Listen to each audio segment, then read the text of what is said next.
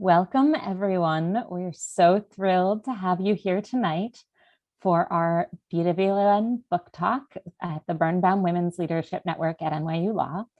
Tonight, we'll be discussing Credible, Why We Doubt Accusers and Protect Abusers. So our co-sponsors who I'd like to thank tonight are NYU's Center for the Study of Gender and Sexuality, the Institute for Public Knowledge, Law Women, and NYU Law Review.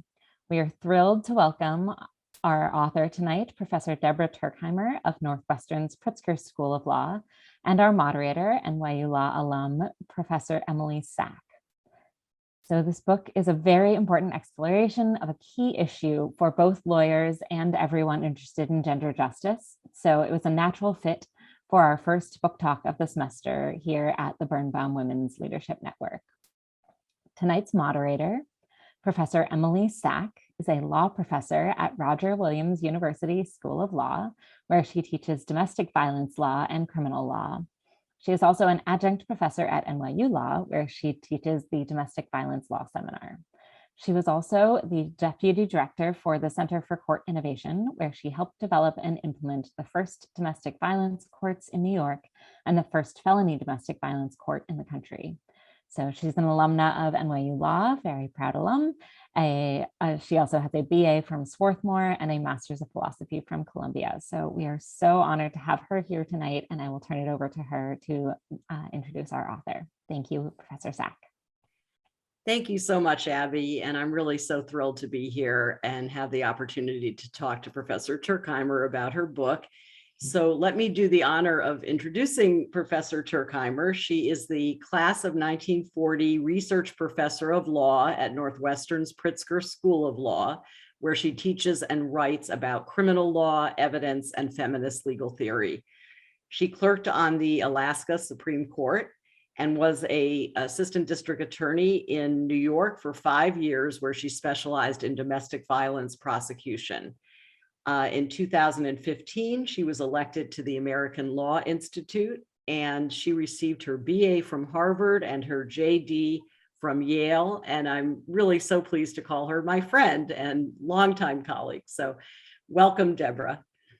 Thank you so much. And I also want to thank the Birnbaum Women's Leadership Network and all of the co-sponsors. I thank everyone for coming tonight to participate in this conversation, and a special thanks to you, Emily. It really is a delight to be in conversation with you. I've admired your work for so many years, and this is going to be great.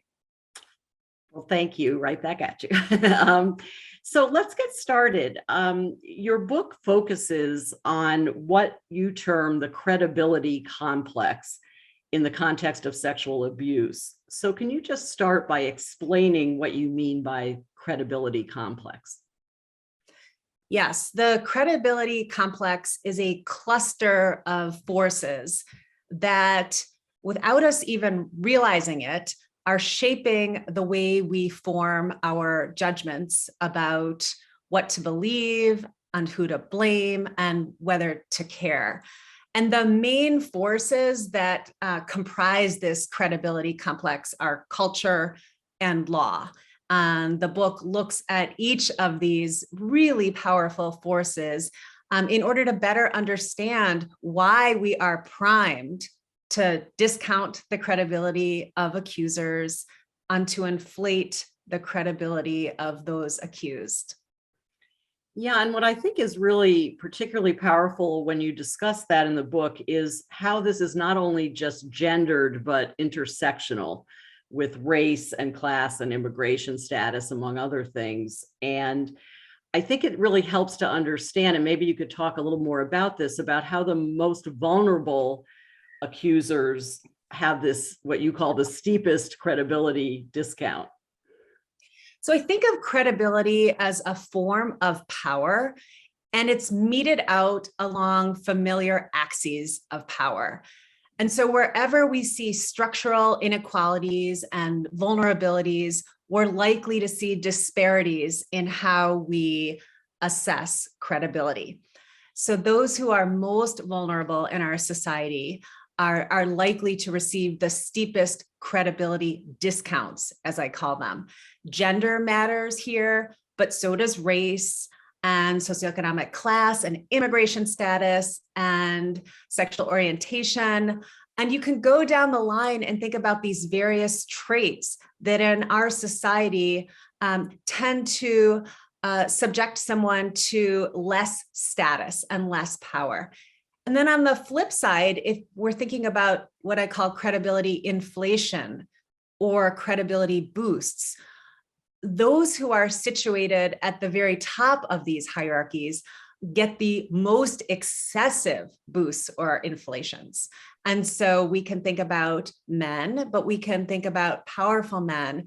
And here too, race matters, as do a whole host of characteristics and identities that correlate with privilege, status, position, and so on. Yeah, and I think what's particularly interesting is how you talk about abusers often specifically target the most vulnerable. And so those with the steepest credibility discounts are also often the most targeted, which is really an interesting and important insight. I wanted to ask you, you mentioned it briefly before, but I think really one of the most powerful things you talk about in the book is what you call this three-pronged explanation of credibility, that credibility isn't just about believability, about being believed. Can you explain those other pieces? Yeah, so when someone comes forward with an allegation of abuse, that person is making not just one claim, but three claims. This happened. The perpetrator is to blame, and it matters. And the person listening has to credit all three claims in order to act on the allegation. If any one of those claims is dismissed, the entirety of the allegation is also dismissed.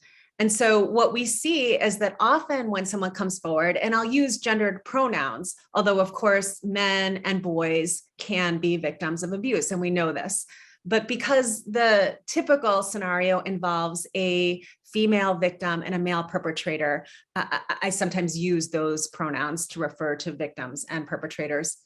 And then just one other digression, I use victim and survivor interchangeably in the book. This is meant to convey the incomplete and often non-linear process of healing. And I quote in the book, I think this is a good way to understand it, Donna Freitas, whose memoir Consent is fabulous. And what Donna Freitas has said about her own experience with abuse is this: I am both a victim and a survivor, and somehow I will always and forever be both. Okay, so just a little bit on language before getting back to your question. Mm-hmm. When a victim comes forward and says this happened, she's often believed with respect to the "it happened" part of the claim, but she's blamed or she's treated with indifference. And those second and third dimensions of credibility, the blame and the mattering, are often overlooked when we think about what it means to be credible or what it means to be dismissed. And I really want to shine a light on those second and third dimensions, because I think we can't understand what's at stake unless we understand all that's embedded in a claim of abuse.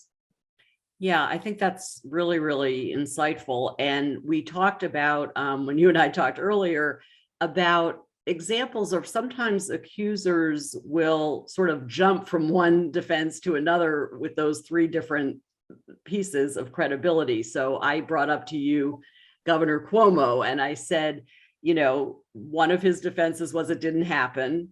In another situation, he said it happened, but it was misunderstood.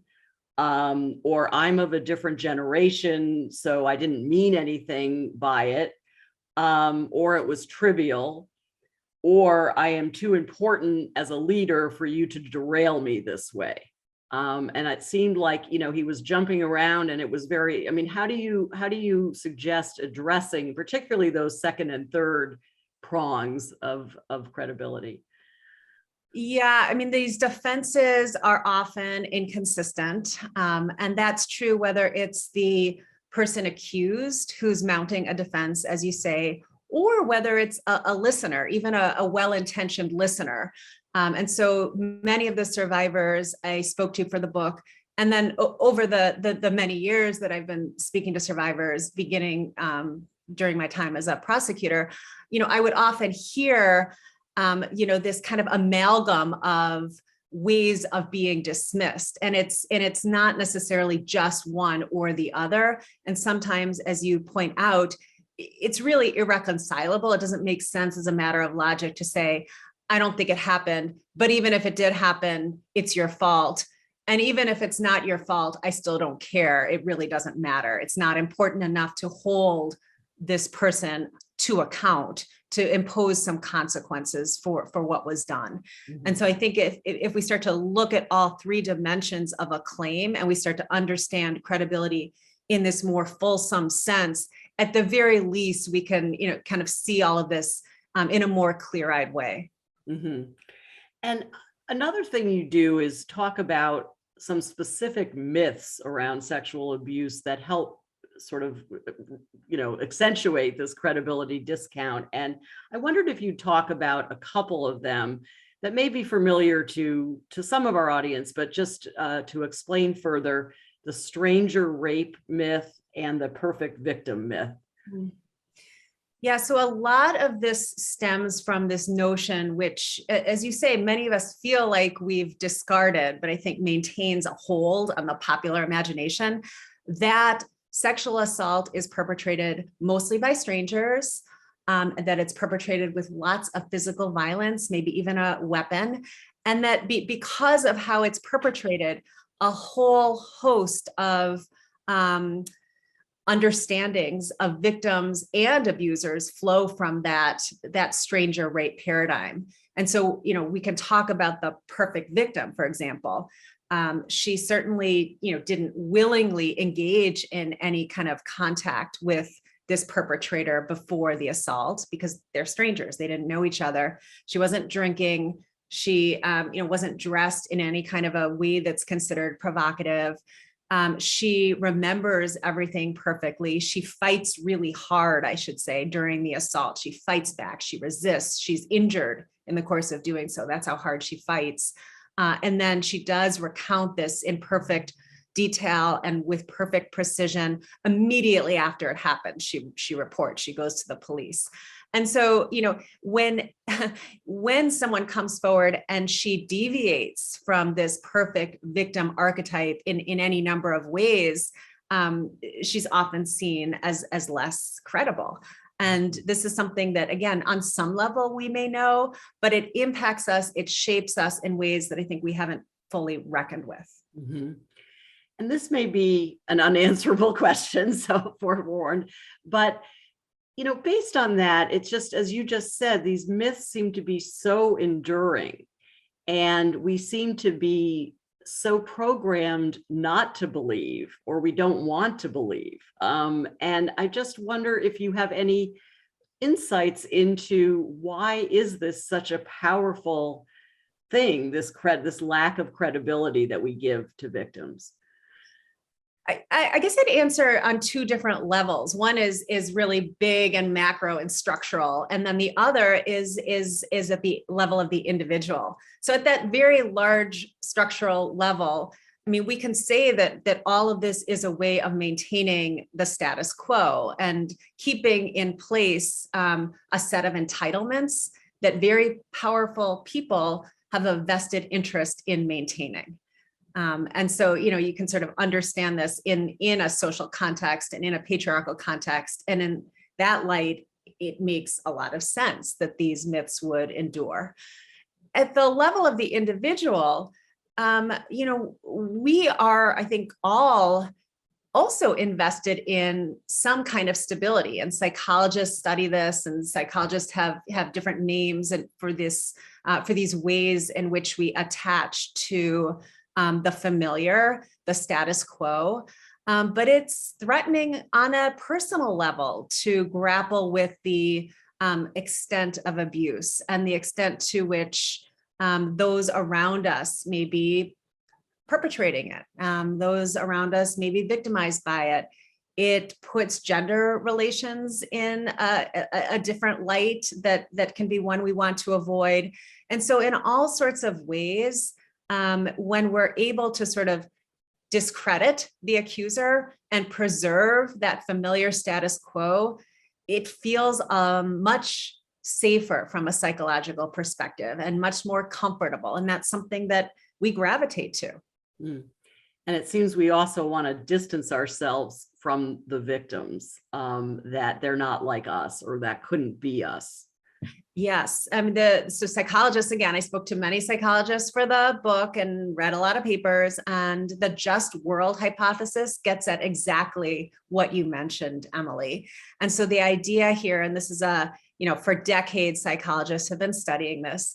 The idea is that it is psychologically easier on us to believe that the world is a just place and that victims get what they deserve, either because of their character or because of bad choices that they make.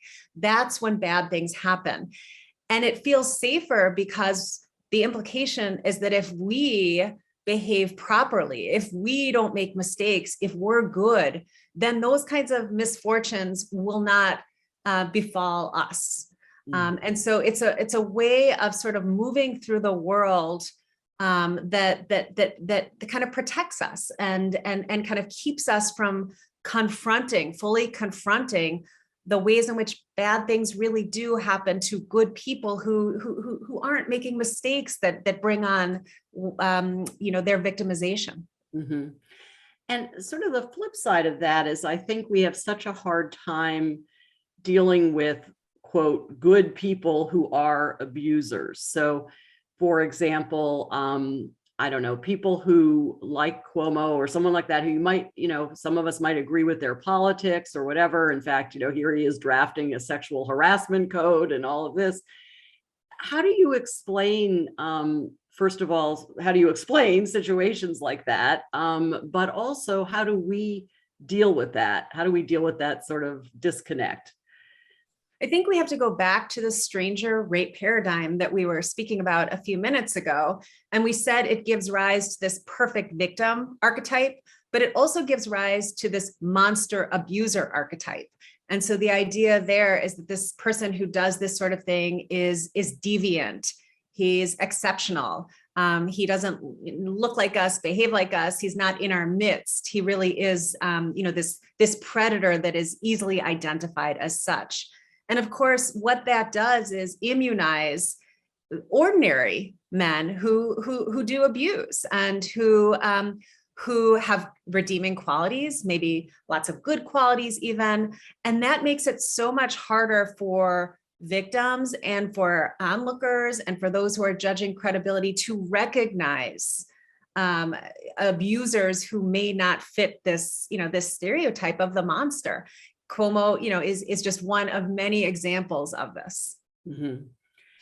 Just turning to focusing on victims for a minute, I think another really important thing your book does is help to explain why victims don't come forward often.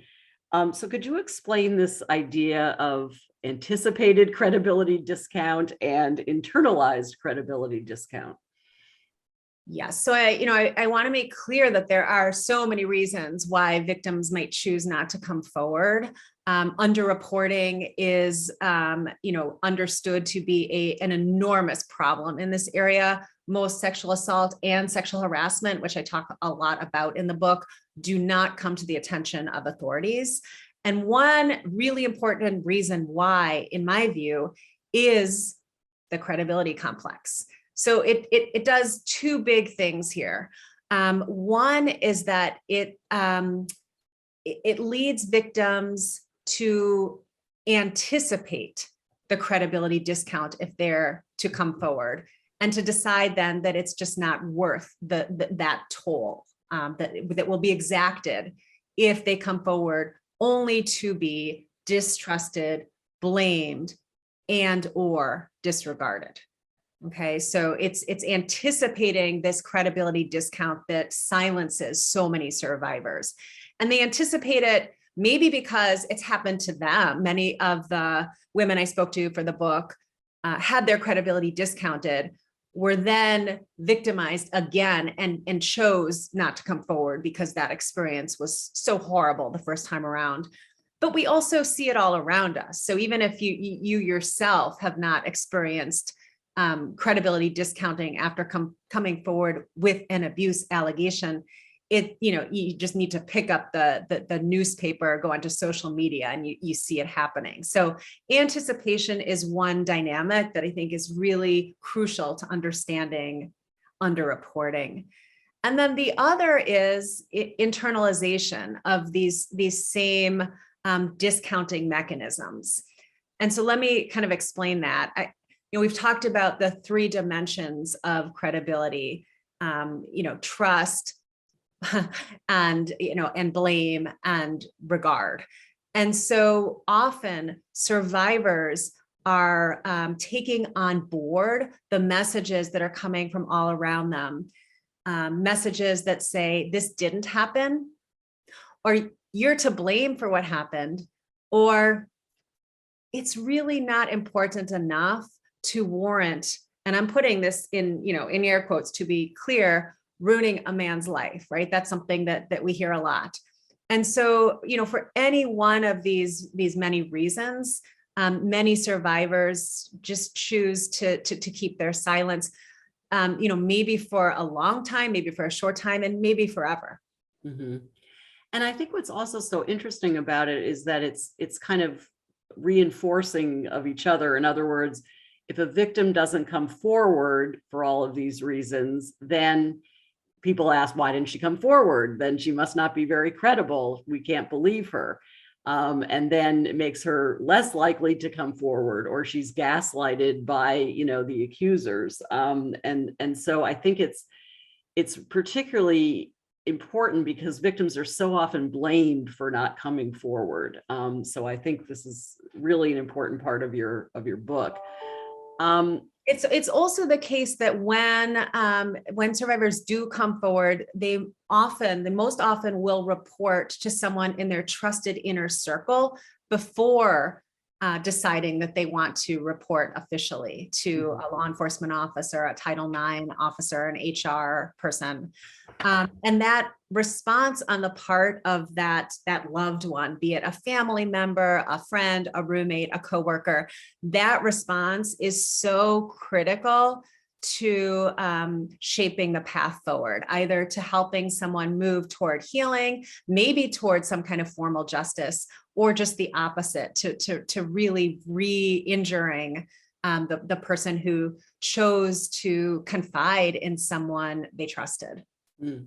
And that's what I think is another thing that's so important about your book, because hopefully it can educate people who are the ones that their friends come to with this, and they can understand their own reactions. And I think, that's so, I hope, and I'm sure that is an important goal that you had. It is. I think more than anything else, in terms of what was surprising doing the research for this book, was how often the aftermath of abuse was as bad as, or even worse than, the abuse itself.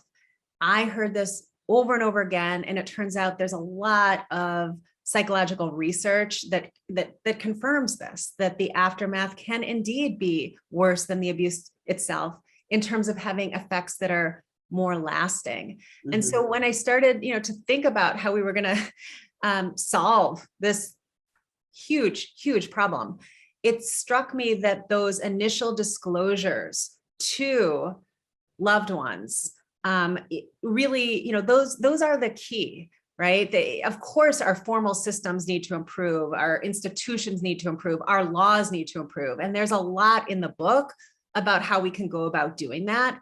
But for readers who are not in official positions of judging credibility, but are just doing it in their daily lives, I hope that the book speaks to those individuals, and that it does provide, not a recipe for judging credibility, but just different ways of thinking about how each one of us can do better. Because this is not a book about bad apples, about people who are, wanting to be unfair in their credibility judgments. It assumes, on the contrary, that most of us really do want to do right and want to be fair, and want to make accurate credibility judgments. And so, it's written with the understanding that we all breathe this cultural air, we drink this cultural water, and we are unwittingly impacted and shaped by these forces. And the best way that we can improve is to start to see them, start to see these forces, and start to correct these misconceptions, these biases, these myths that maintain their hold on us, even still today, even years into the hashtag Me Too movement. This is where we are. And speaking about that whole issue of victims feeling doubly victimized, what do you think victims most want in terms of a response to what they have accused? So I think, this is a general answer, and then I'll be more specific. I think a credible allegation is one that meaningfully transforms the status quo. And what that looks like depends on the allegation, right? Because there's a spectrum of gender violation, and some infractions are more serious than others. So the consequences that would ensue would need to correspond to where on the spectrum this allegation falls. And it's also true that survivors have different needs and different preferences, different understandings of what accountability and justice look like.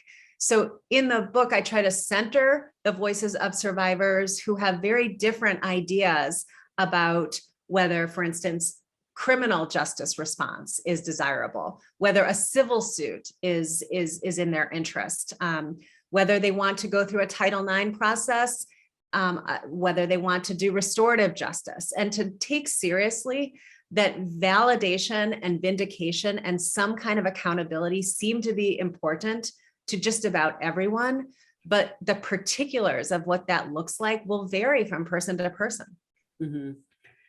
Yeah, and I want to talk a little bit about law and law reform. One of the things that you talk a great deal about is how this credibility judgment is baked in, is the phrase you use, baked into our law.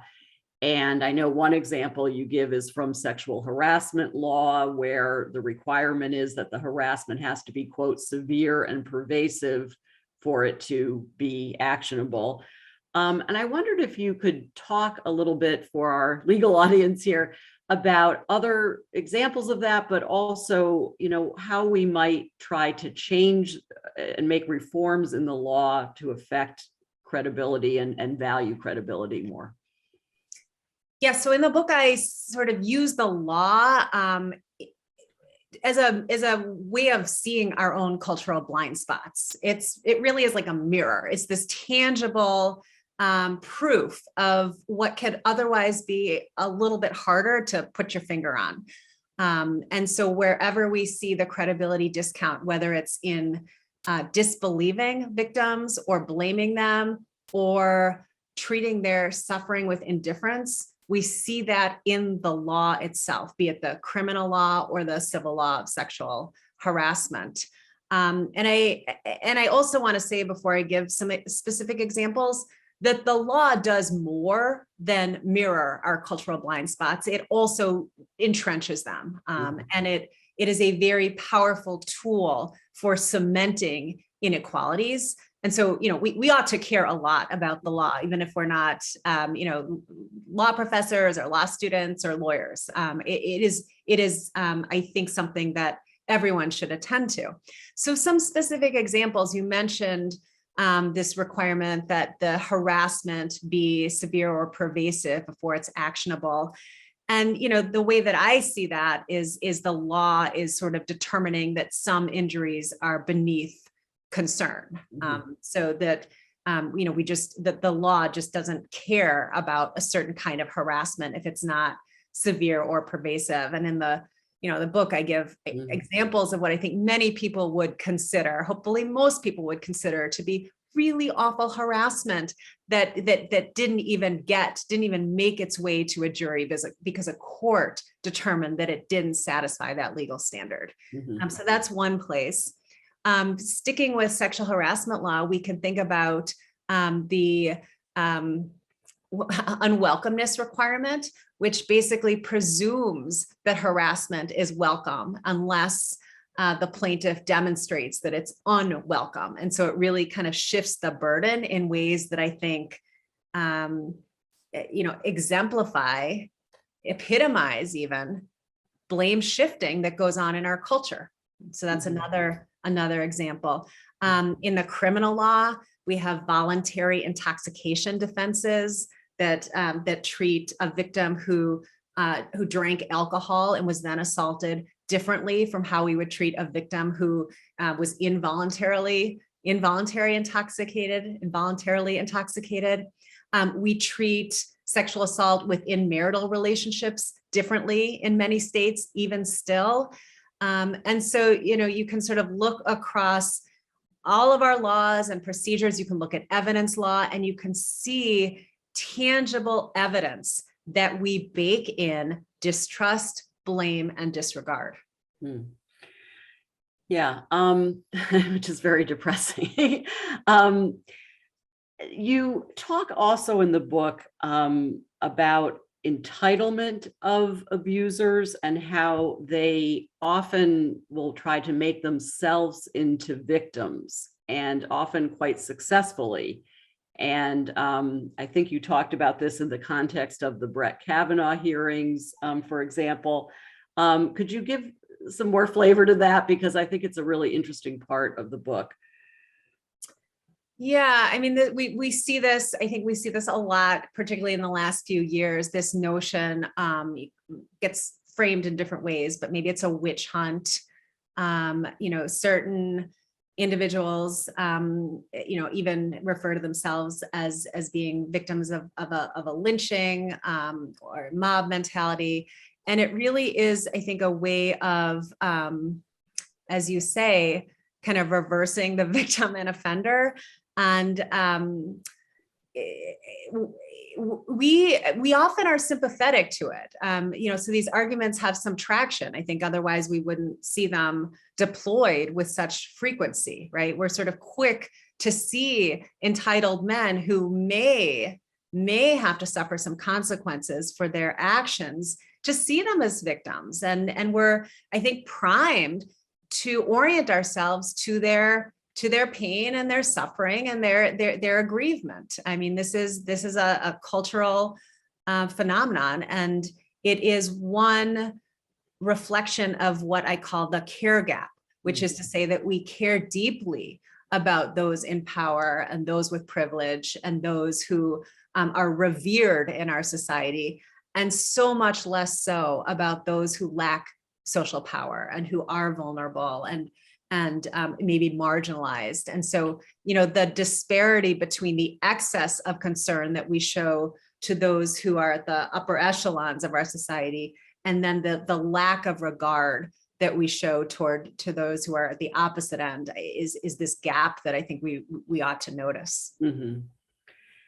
And you've talked about this, but I just would like to ask you directly, what led you to focus on credibility? I mean, what led you really to write this book? Because having read the book, it seems like you were almost preparing for it for years. You were, I don't know if it was conscious, but you were, interviewing survivors and have some very powerful stories from them. Can you give us a sense of how you really focused on this topic?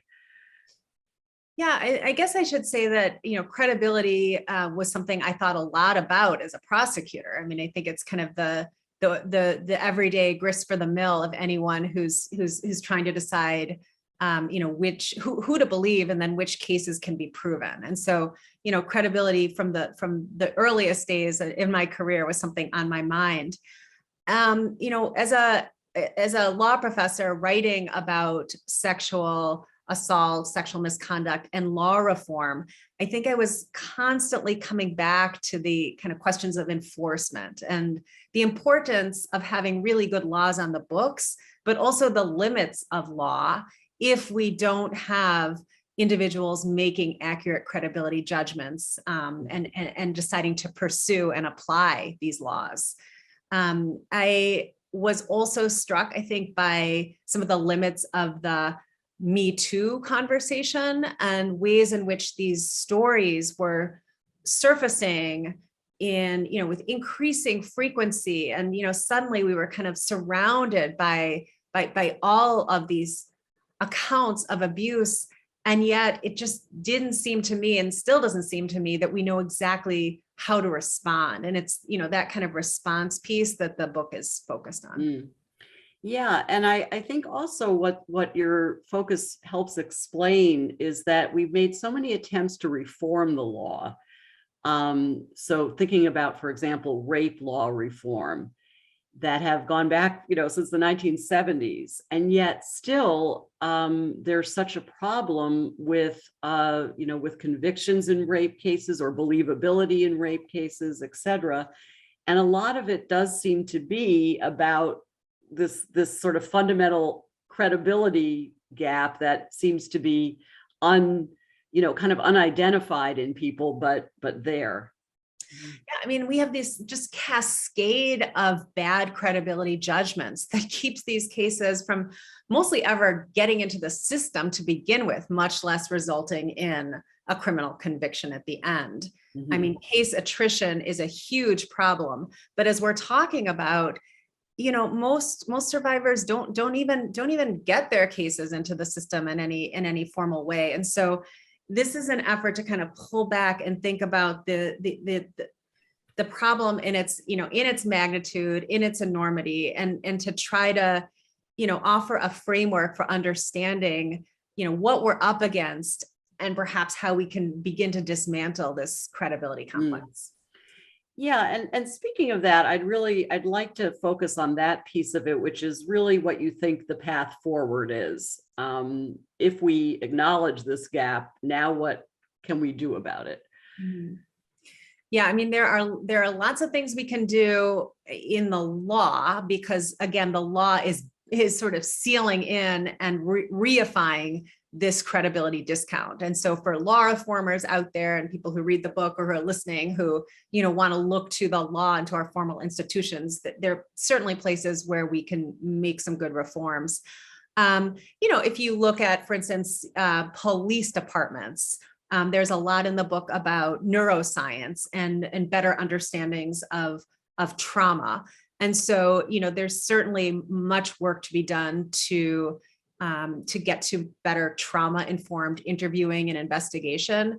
And so we can look at the law, we can look at institutions, and we can look at our individual judgments and think about the different ways to discard, again, these misunderstandings, and to, hone in on what it means to believe, on what it takes to believe, and what we ought to do when we believe. And so I think the book is sort of aimed at different audiences, certainly policymakers and people who are working in informal systems, but also to people making everyday credibility judgments, and frankly to survivors who I hope find this to resonate in ways that just kind of help us to better understand, our experiences. That's what I'm hoping for. Yeah. And I think also what's so interesting is how this credibility gap encompasses so many different aspects of our system. I mean, you spend a fair amount of time in the book talking about untested rape kits, which really struck me. I mean, of course, it's a problem we know about, but we can't really understand it. I mean, why don't they test these rape kits? And maybe you want to explain a little bit about how your theory and your framework helps explain something like that. Yeah, so these rape kits are tangible evidence of officers just deciding before the case is fully investigated that it's not worth fully investigating the case. They just sit on the shelf, they're untested. And it turns out research, an amazing psychologist by the name of Rebecca Campbell did some extensive interviews with the officers who shelved these kits and, and found exactly what I'm saying, that they were shelved because early on, before the case was really worked, the investigators decided that they were going to cut it short and that it was a case that wasn't worth pursuing. So some of the book is aimed at kind of debunking this notion of a he said, she said contest. That means that we're in this state of equipoise that, is inevitable and is inescapable. Because often, not always, but often there is corroborating evidence that can be gathered. And when investigators do something other than dismiss the accuser early on in the investigation and cut it short, those are cases that may indeed be viable. Mm. And you also talk about the burden of proof, which is interesting, that back to when individuals are listening to, friends or whatever, why is it that we seem to think we need to proof beyond a reasonable doubt before we will believe someone? Yeah, it's interesting that this very high legal standard that applies in a criminal prosecution, and rightly so, the prosecution has to prove the case beyond a reasonable doubt, that often in people's daily lives, they're sort of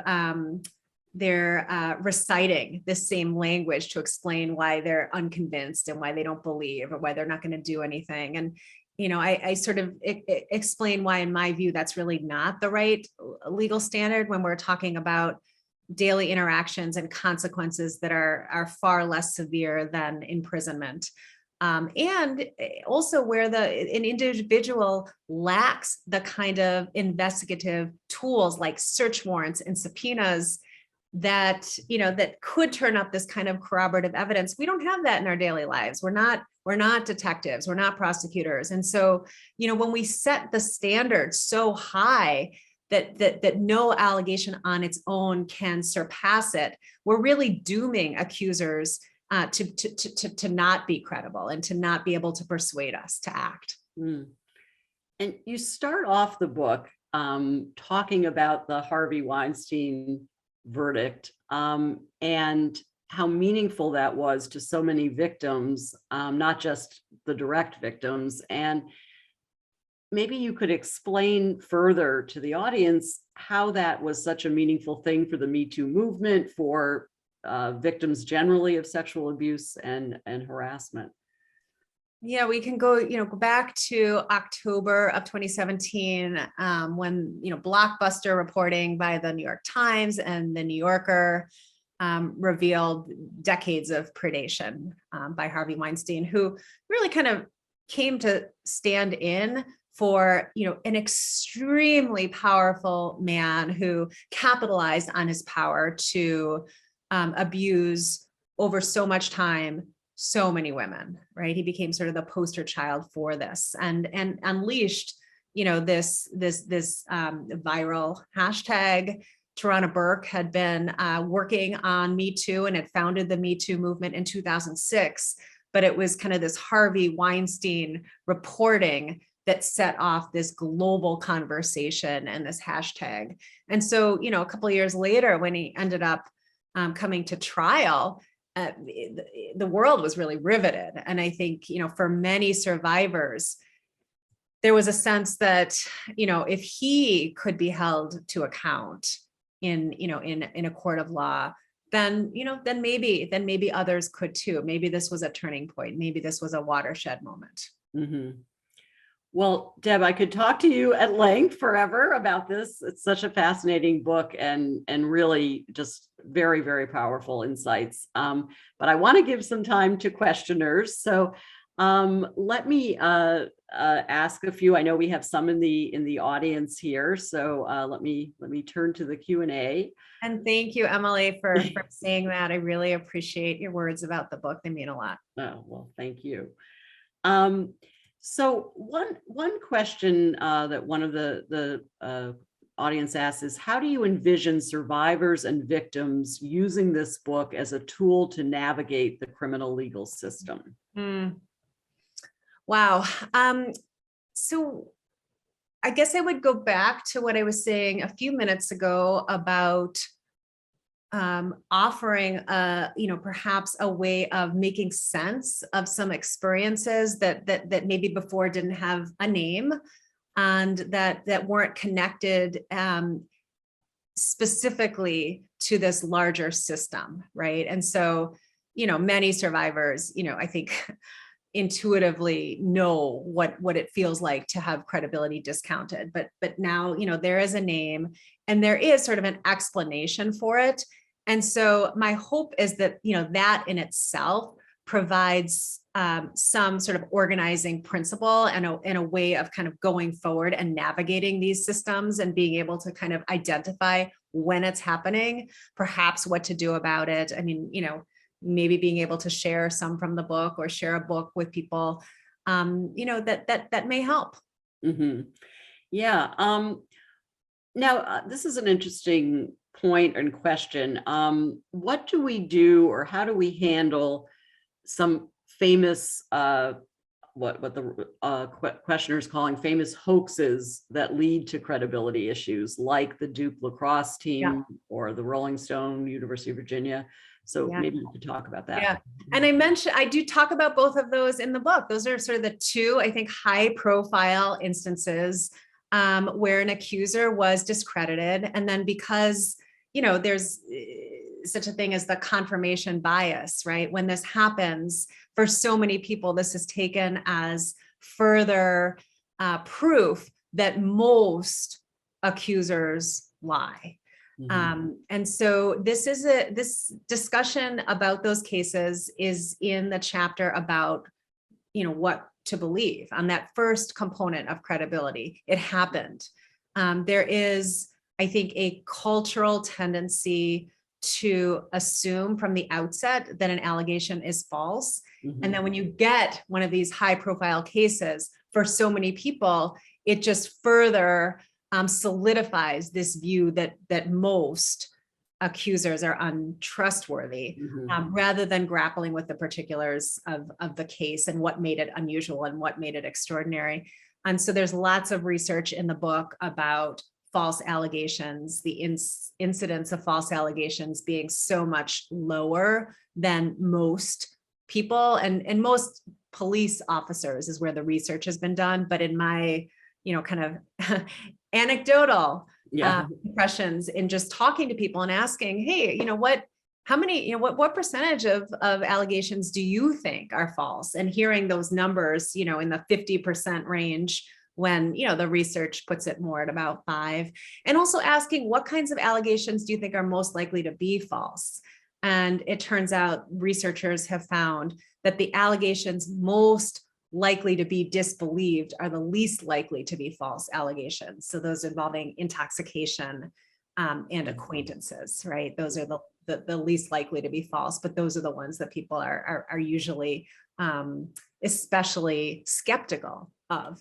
Right. And we have these, these very familiar tropes of false accusers that I think are easily deployed, and that even without noticing it, I think many of us, kind of draw upon.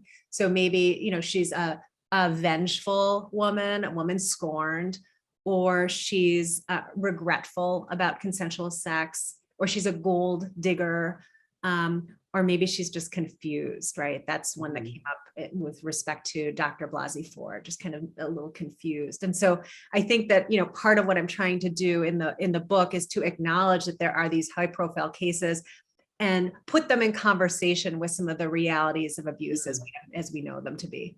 Yeah. One question about, since you worked at the Manhattan DA's office at some point, what was your reaction to the DA dismissing the case against Dominique Strauss-Kahn? Yeah, so that's the case that I write about in the conclusion. I think it's a really important question to ask, whether that case would have gone the same way in 2022. right? Same office as the office that successfully prosecuted Harvey Weinstein. Lots of parallels in the cases, Mm, some really important differences potentially. mhm, And so Nafissatou Diallo was an immigrant from Africa. She was poor. She was working as a maid in the Sofitel Hotel. And so I want to acknowledge, as we started by acknowledging that race and class matter a lot here, and they do still today. So too does the fact that she came forward alone, that there weren't multiple accusers whose accounts were heard in the courtroom. And so I think it's a really important comparison, a sort of compare and contrast, which is why I start the book with Weinstein and I end with DSK. mhm. Yeah, and I think you also talk about how in some things, some ways things went quote right. She spoke, I think you said, to her supervisor, who immediately seemed to believe her and called the police, and various things along the way, and yet it still didn't go forward. Yeah, I mean, he was indicted. A grand jury returned an indictment, and it was only several months later that the case unraveled. The prosecutors sort of pointed to questions about her credibility. She was savaged in the press. And so, I think this is a really powerful example of what credibility discounting looks like. Right. Another question is, how can victims get around system gatekeepers who refuse to take their case seriously? A question about whether or not victims should be able to convene their own grand jury, as a couple of states permit. Mhm. Yeah, I mean, a few states do permit that. I am thinking about this problem, in a more global way. I'm thinking about all of the different gatekeepers, not just the criminal justice gatekeepers, although those are important, but thinking about ways that we can and should transform the ways that we assess credibility.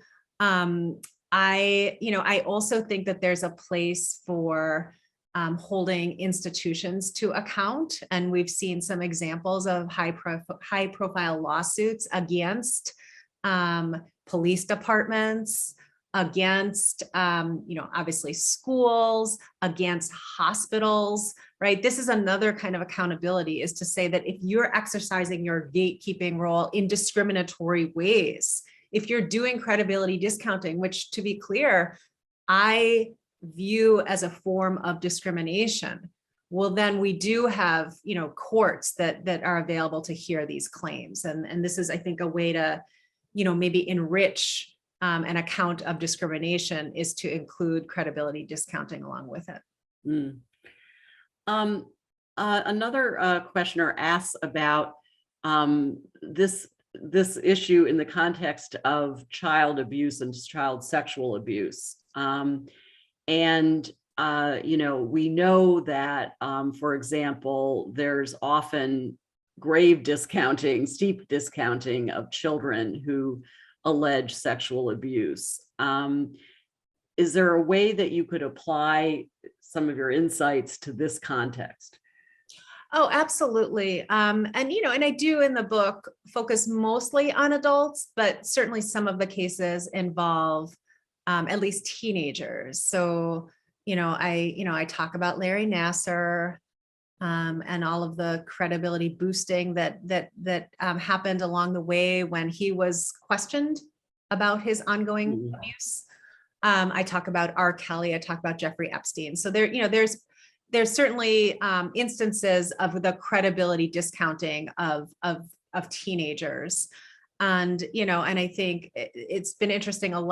Many of the kind of responses I've gotten about the book have been from people who have experienced child sexual abuse, or who have a family member who has, and the frame has seemed to land. Because I think, as Emily, as you say, there's just very close connections between what happens when an adult comes forward and when a child does. Right. Another questioner brings up another case that I know you do talk about in the book, which has to do with the Stanford University student, Brock Turner, and how he was only given a sentence of 6 months, although there was a aftermath to that. So the question is asking, what does this tell us about justice now in the 21st century?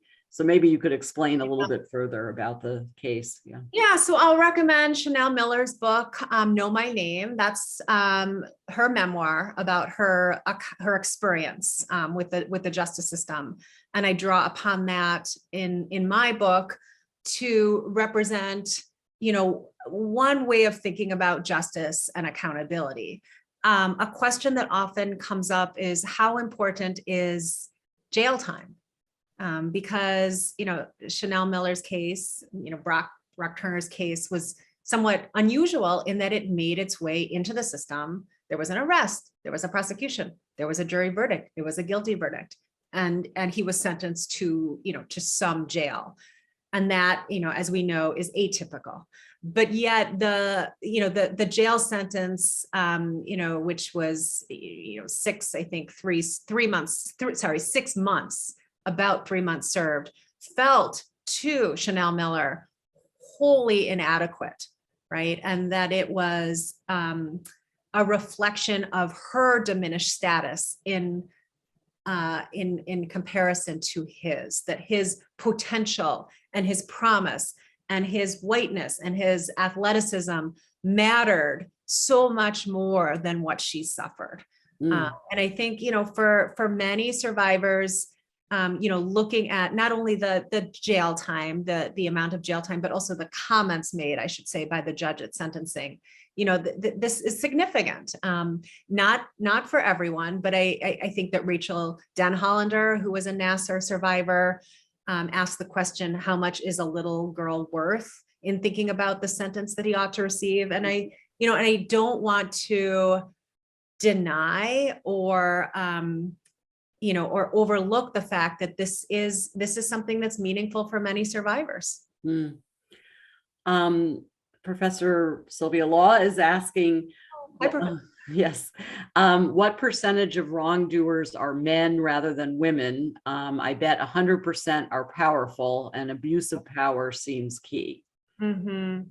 Yeah, abuse of power is key. I think that the numbers are different depending on if you're looking at sexual assault and sexual harassment, and then of course how you're defining those terms.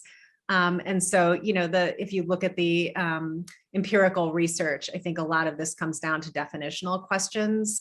And then I'm also keenly aware of the underreporting problem, which is surely there for, for male victims and for victims of women too. So I think, the answer to the question is more men than women, but, the sort of pinpointing task is really, really difficult. And then just very quickly, a final question, because several people have asked a version of this, which is basically just, what can people do both on an individual level and an institutional level? Mm-hmm. Yeah, I mean, that's like the $1 million question, right? I do think that the key to cultural transformation, which is also essential to legal reform, right? But what we really all care about, legal reform might help push cultural transformation. We want this culture to be upended, right? We really want this credibility complex to be dismantled. And I am a firm believer that we can do it credibility judgment by credibility judgment. It's not going to happen overnight. I mean, patriarchy has been around for a very long time. And so there's no reason to think that this is a quick or easy fix. But what's empowering, I think, is the realization that actually we can make a difference in our own lives. And, that is the message that I hope the book delivers. Ultimately, beginning, middle, and end, is to say that, there are things that we can do if we're willing to engage in some introspection and some hard work. Well, thank you so much, Deb. And I know that Abby, I believe, would like to make a final comment, but thank you so much. Thank you, Yes. Emily, and thank you to all the questioners. I really appreciated the questions. Thank you both so much for being here tonight. Thank you, Professor Turkheimer, for writing this book and for speaking with us about it. Thank you, Professor Sack, for this insightful conversation. We're so thrilled that you have joined us at the Birnbaum Women's Leadership Network tonight. So thank you again for this conversation. And we encourage all of our audience members to go read the book, buy the book. And a thank you also to our co-sponsors, Law Women, NYU Law Review, NYU Center for the Study of Gender and Sexuality, and the Institute for Public Knowledge for bringing this to all of your constituents. So thank you for joining us tonight, and we hope you'll join us for future book talks and other events at the Birnbaum Women's Leadership Network. So you can follow us on Twitter, LinkedIn, or Instagram and join our mailing list. Thank you again for everyone for joining us, and have a wonderful evening.